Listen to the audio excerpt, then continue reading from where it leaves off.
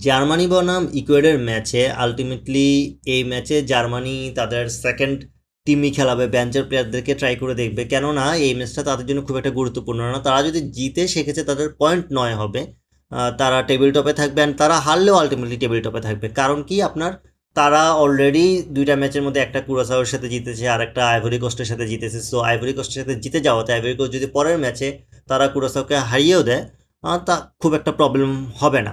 And কারণ হচ্ছে যেহেতু হেড টু হেড ম্যাচে জার্মানি জিতেছে, সো সেই জায়গা থেকে আলটিমেটলি জার্মানির খুব একটা টেনশনের জায়গা নেই। দ্যাটস ওয়াই তারা এই ম্যাচটা খুব রিল্যাক্সে খেলবে, যেহেতু তাদের পরের রাউন্ডের ম্যাচগুলো খুব ইম্পর্টেন্ট।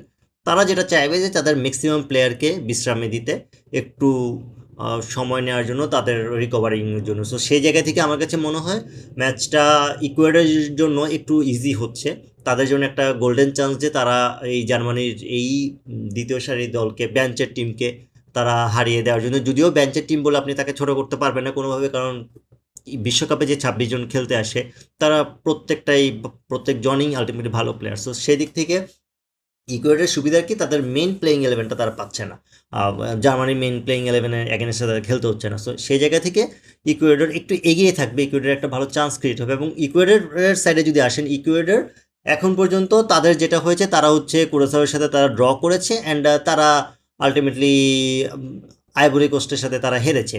সো সেই জায়গা থেকে ইকুয়েডর যেটা করবে, তারা চাইবে এই ম্যাচটা যদি তারা জিতে সেক্ষেত্রে তাদের 4 পয়েন্ট হয়ে যাবে। অ্যান্ড 4 পয়েন্ট হয়ে গেলে তাদের জন্য একটা ভালো চান্স থাকবে যে 3 নম্বর পজিশনে যাওয়ার জন্য, কেননা 3 নম্বর অথবা 2 নম্বর দুইটাই তাদের জন্য ওপেন থাকবে। যদি আইভরি কোস্ট তাদের পরের ম্যাচে হেরে যায় বা ড্র করে, সেক্ষেত্রে তাদের জন্য 2 এবং 3 দুইটা ওপেন থাকবে। আবার যদি আইভরি কোস্ট জিতেও যায়, সেক্ষেত্রেও ইকুয়েডরের জন্য আলটিমেটলি 3 নম্বর পজিশনটা ওপেন থাকবে। যদি হেরে যায় সেক্ষেত্রে তাদের জন্য আলটিমেটলি কিছুই থাকবে না, কারণ তাদের এখন পর্যন্ত পয়েন্ট হচ্ছে 1। সো সেই জায়গা থেকে তারা চাইবে এই ম্যাচটা জেতার জন্য, তাদের ড্র অপশন নাই, তাদের অপশন একমাত্র যদি এই টুর্নামেন্টে থাকতে হয় তারা জিততে চাইবে।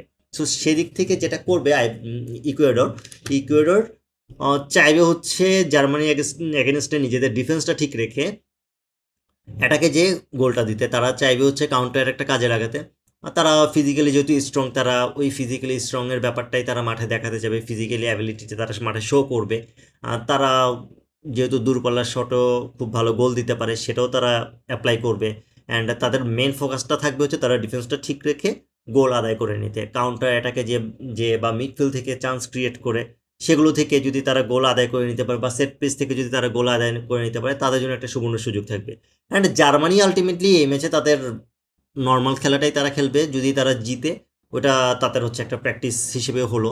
অ্যান্ড তারা হারলেও খুব একটা প্রবলেম নেই, তারা জাস্ট হচ্ছে নিজেদের এক্সপেরিমেন্টটাই এখানে ফোকাস করবে। সো সেই জায়গা থেকে আমার কাছে মনে হয় না যে এই ম্যাচটাতে জার্মানি একদম তাদের সর্বোচ্চ এফোর্ট দিবে, বা তারা একদম নিজেদের মেন প্লেয়িং ইলেভেন খেলাবে, এই ধরনের কাজ তারা করবে না। তারা যেহেতু পরের রাউন্ডের ম্যাচগুলো খুবই ইম্পর্টেন্ট, তারা ওই ম্যাচগুলোরই আলটিমেটলি প্রিপারেশন হিসেবে এই ম্যাচটা খেলতে চাইবে। অ্যান্ড আমি যদি প্রেডিকশানে আসি, প্রেডিকশানে আমার কাছে মনে হয় ইকুয়েডর হয়তো বা একটা চমক দেখিয়ে এই ম্যাচটা জার্মানির সাথে জিতে যেতে পারে। তারা হয়তো বা 1-0 অথবা 2-0 এই ম্যাচটা জিতে যেতে পারে। আপনার মতে এই ম্যাচের প্রেডিকশন কী হবে অবশ্যই কমেন্ট করে জানাবেন। ভিডিওটি ভালো লাগলে লাইক, কমেন্ট, শেয়ার এবং সাবস্ক্রাইব করে পাশে থাকবেন। আল্লাহ হাফিজ।